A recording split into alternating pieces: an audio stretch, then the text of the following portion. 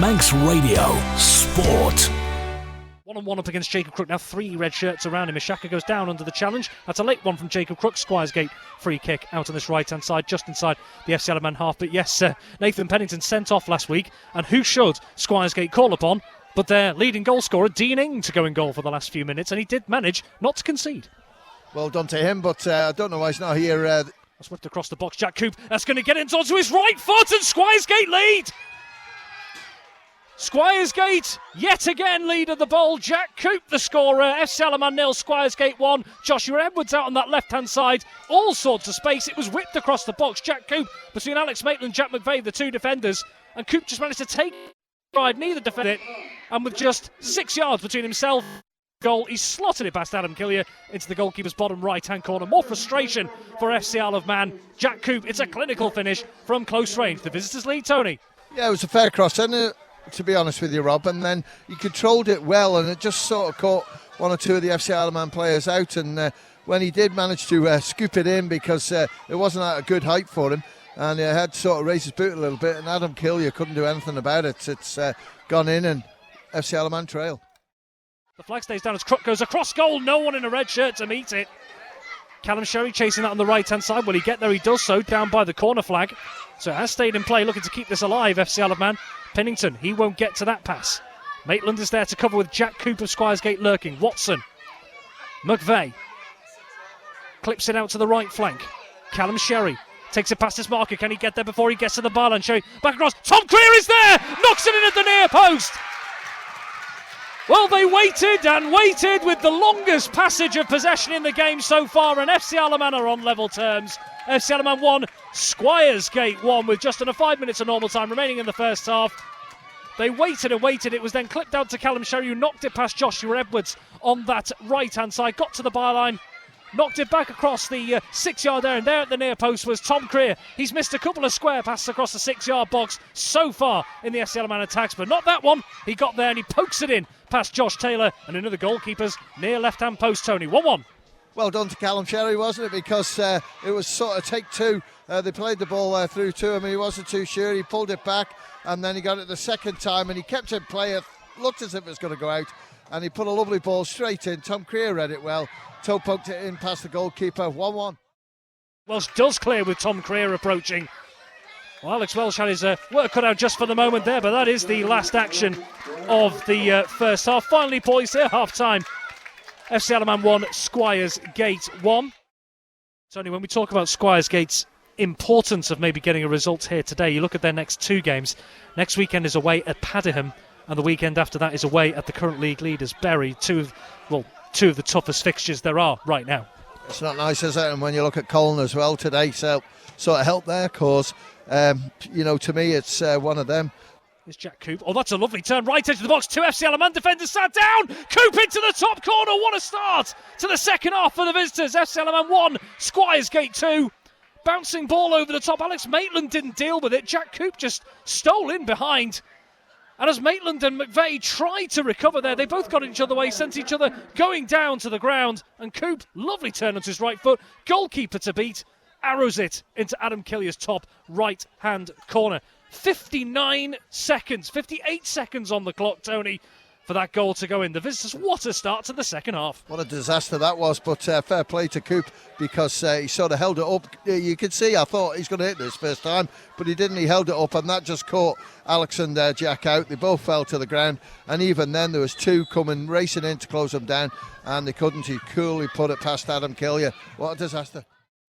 Charlie Higgins will play a similar role to Steve Whitley, because they're both left-footed.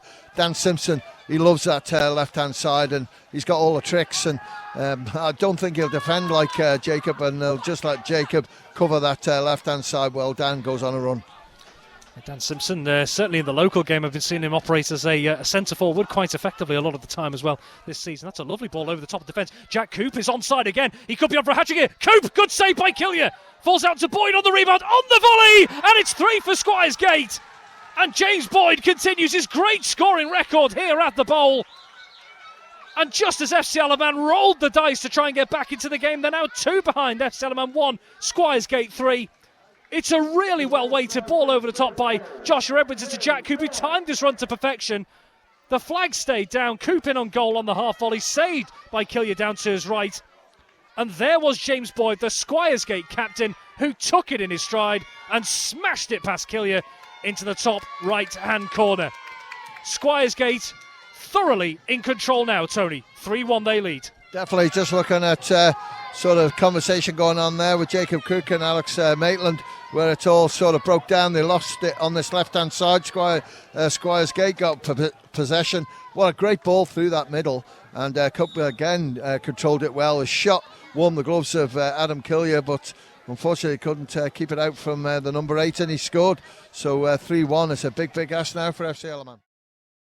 Now to bring it forward a few yards here. Still no way through for FC Alaman through that resilient Squires Gate defence. That's clipped out to the left flank. Here's Dan Simpson with a bit of space. Arrows it across. Ben Wasson won't get there. Charlie Higgins does so. Onto his left foot over the bar! And it's over the top of the crossbar. Charlie Higgins from 10 yards. How on earth has he missed that? But Simpson on the left-hand side arrows it across. Ben Wasser, the substitute, missed it. Charlie Higgins took it onto his left foot.